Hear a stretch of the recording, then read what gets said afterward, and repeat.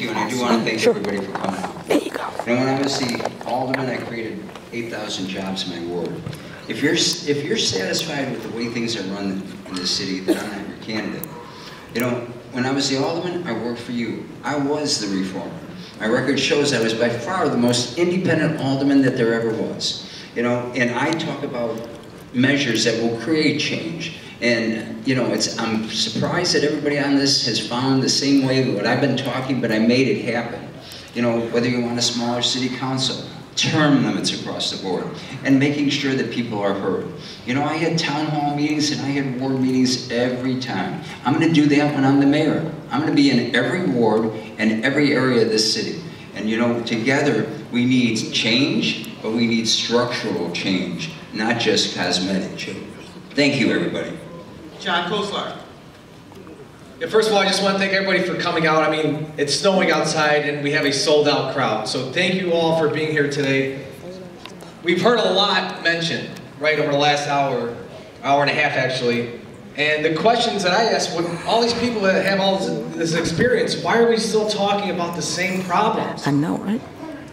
We're talking about the same problems in the year 2019 that we were in 1980. Crime, education, and city finances. It's time for the next generation to be given an opportunity to lead the future. We have too many people on the stage that are simply tied to the past. And I was always told in life, when you make it to the mountaintop, turn around and lift the next generation up. And I am ready to stand with everybody and put Chicago first and not family and friends. Thank you. Gary Chico. Thank you all very much. I'm running for mayor to fight for working families in this city that are represented by the very communities in this room. And I thank you all for your time in coming out to support this forum. The people in Chicago, the working families in this city can't take another brick on the back. They've had enough with taxation. There are people on this stage that will hit that tax pedal on you again and again and again, as they've done in the past. We need to build our economic base, and it starts with plans like the ones I talked about at the very start of this forum. You have already done a great deal of the work. It's up to us, whoever is elected to be mayor, to implement those. I want to bring people together, restore capital investment to the neighborhoods, and I'd like to do it together with you, and I ask for your support. Thank you. Willie Wilson. I want to thank you for all of those who's in charge making this happen. I want to also say that whatever you will hear from me will be from the heart. Okay. I won't lie to anybody for the vote. I believe we don't raise nobody taxes that cannot pay taxes.